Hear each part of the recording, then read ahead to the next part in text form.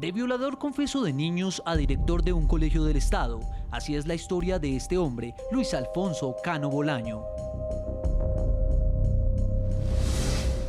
2 de junio del año 2000. Ese día, en la ciudad de Barranquilla, en el norte de Colombia, las autoridades allanaron la vivienda de Cano Bolaño luego de haber recibido denuncias sobre presuntas agresiones sexuales contra menores de edad. Lo que encontraron dentro del inmueble corroboró los señalamientos, una serie de videos en los que este ingeniero electrónico y catedrático universitario grabó a varios niños cuando los accedía carnalmente, les daba dinero e incluso los obligaba a tener sexo entre ellos. El hombre aceptó los delitos y le fue impuesta una condena de 60 meses de prisión, una pena que para el Instituto Colombiano del Bienestar Familiar fue irrisoria. El Juzgado Primero Penal del Circuito de Barranquilla le imparte aprobación al acuerdo y en providencia del 6 de octubre de 2000 condena al referido procesado a las penas principales de 60 meses de prisión y multa de 100 salarios mínimos legales mensuales como autor responsable de los delitos de acceso carnal, abusivo con menor de 14 años agravado y pornografía con menores, ambos en concurso homogéneo. Su sentencia fue confirmada por el Tribunal Superior de la capital del Atlántico, pero luego Cano Bolaños apeló infructuosamente ante la Corte Suprema de Justicia. Cano Bolaño cumplió su condena en la cárcel Modelo de Barranquilla y aprovechó su reclusión para estudiar Derecho. Tras recuperar su libertad, consiguió trabajo en el sector educativo en la zona del Magdalena Medio. Luego decidió participar en un concurso de méritos de la Comisión Nacional de Servicio Civil, lo ganó y fue nombrado director de un colegio en Honda, Tolima. Esta es la institución educativa Antonio Herrán Saldúa. Actualmente cuenta con más de 360 alumnos, que están a cargo de Luis Alfonso Cano Bolaños. Desde que recibió el cargo en noviembre del año pasado, Luis Alfonso Cano no ha tenido comportamientos irregulares según alumnos y docentes del centro educativo, pero hay quienes temen que pueda reincidir en el repudiable crimen que lo llevó a la cárcel. El programa La Noche logró contactar a uno de los docentes del colegio, Antonio Herrán Saldúa, quien bajo anonimato confesó ser víctima de acoso laboral por parte de Cano por haber denunciado sus antecedentes judiciales.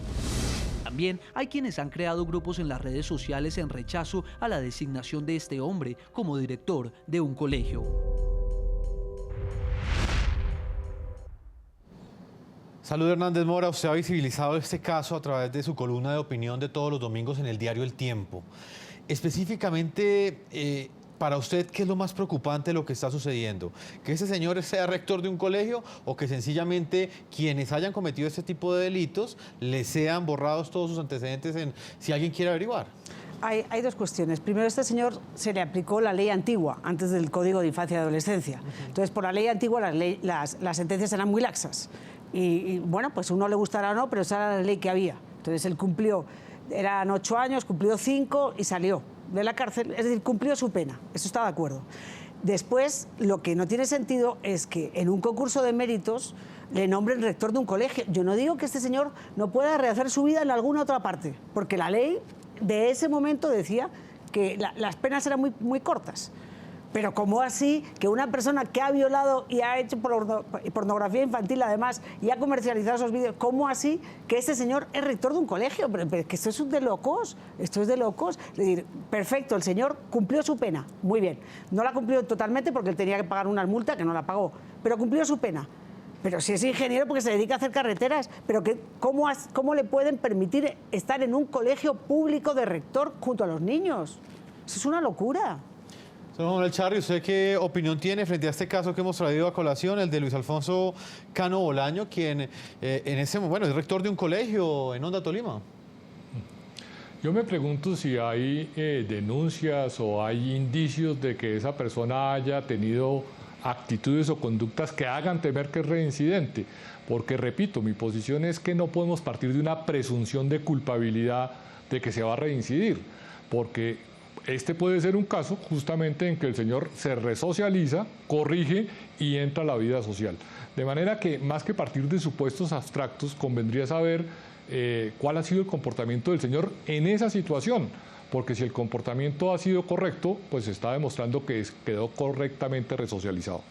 Doctor Charri, ¿usted está de acuerdo, por ejemplo, con que a una persona que haya pagado su sentencia le sean borrados esos antecedentes, que después de que pague esa pena de cárcel, ningún ciudadano sepa que, por ejemplo, esa persona estuvo presa precisamente, en ese caso, por ejemplo, por delitos sexuales?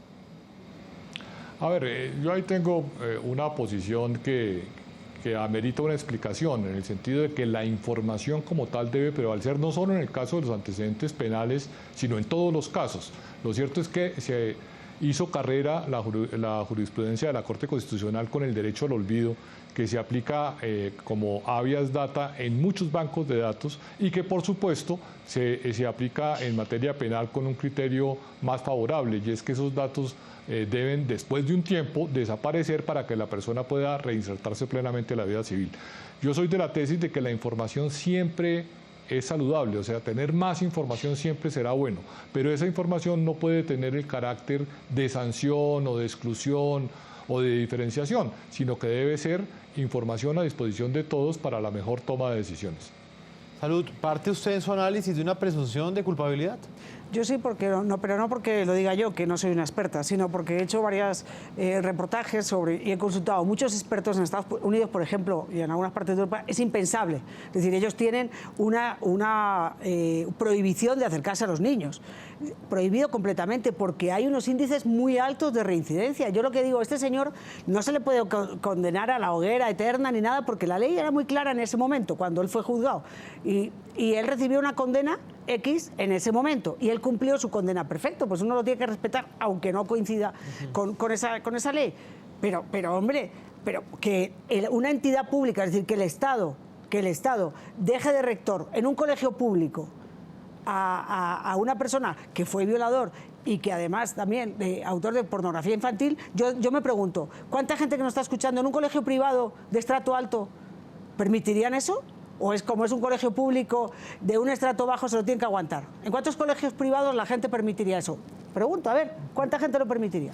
Doctor Charri, a la luz de las leyes actuales, ¿es legal entonces que este rector siga ejerciendo su derecho al trabajo y esté en ese colegio, así tenga ese pasado o tenga esos antecedentes judiciales que, dicho sea de paso, pues ya pagó ante la justicia? Sí, en Colombia no hay una norma que lo obligue a estar separado de los niños o a tener cargos relacionados con ellos, de manera que si hay un concurso público y la exclusión no es legal ni es expresa a través de una orden judicial o de una medida cautelar de un juez, pues quienes hacen el concurso tienen que ceñirse por las reglas de juego, y si el señor lo gana, tienen que nombrarlo en el cargo. Doctor Charri, para finalizar, ¿usted qué le responde a quienes hoy quizás sienten, tras escuchar, digamos, ambas versiones, ambas opiniones sobre este caso, que la ley puede llegar a ser una de las causas por las cuales este delito, estas violaciones contra menores, continúan incrementándose? No, yo no creo que la ley tenga que ver con el comportamiento de incrementar o no los delitos. Pienso que el Estado y la ley tienen muchas deficiencias. No hay una política criminal coherente, las penas en Colombia no obedecen a una dosimetría que sea comparable, porque hay delitos que uno considera de menor gravedad y tienen mayor pena. Tenemos grandes deficiencias en materia policial, investigativa y de sanción efectiva a los delincuentes. Pero lo cierto es que con este sistema judicial, incrementar las penas no es un factor que disuada a los delincuentes. Salud, ¿qué opina usted? Finalmente, tenemos muchos televidentes que hasta ahora están opinando en las cuentas de Twitter y se están quedando con esa percepción. Claramente, pues la ley no es la culpable, porque el culpable es el que comete el delito. Pero ¿hasta dónde la ley termina determinando ese incremento o no incremento en violaciones contra menores? No, yo estoy de acuerdo con el doctor Charri que no solamente es una cuestión de penas, por supuesto que no. Es decir, yo creo y he favorecido hace muchos años que habría que investigar el cerebro del hombre, cómo a un hombre normal se le puede ocurrir que pueda violar a una niña de 2 años, de 7, de 10, es decir, no lo puedo entender. Es decir, hay que tomar muchísimas otras medidas que la sociedad no las adopta, pero muchísimas otras medidas. Pero obviamente es una prevención, es decir, es proteger a los niños. Usted ya sabe que este es un violador de niños, que este es un peligro. Hombre, no lo ponga con los niños, no lo ponga de rector. Si la ley le permite que una vez cumplida rehaga su vida, que la rehaga, pero lejos de los niños. Es que no pedimos la luna, pedimos cosas razonables, sentido común. Javier Hernández, muchas gracias por habernos acompañado con este análisis en el programa de la noche. Encantada. Juan Manuel Charrey, abogado constitucionalista, experto en temas de la Corte Constitucional, muchas gracias por haber estado con nosotros. Gracias a ustedes. Feliz noche. Feliz noche. Hemos llegado a nuestra parte final. A todos nuestros televidentes, yo los invito a que envíen sus comentarios a www.ntn24.com, a que nos escriban en Twitter en @ntn24, @segurizati ntn24, @jefferson ntn24, @la noche ntn24. La noche seguirá encendiendo las luces para que usted vea el punto clave de la noticia. Muy buenas noches.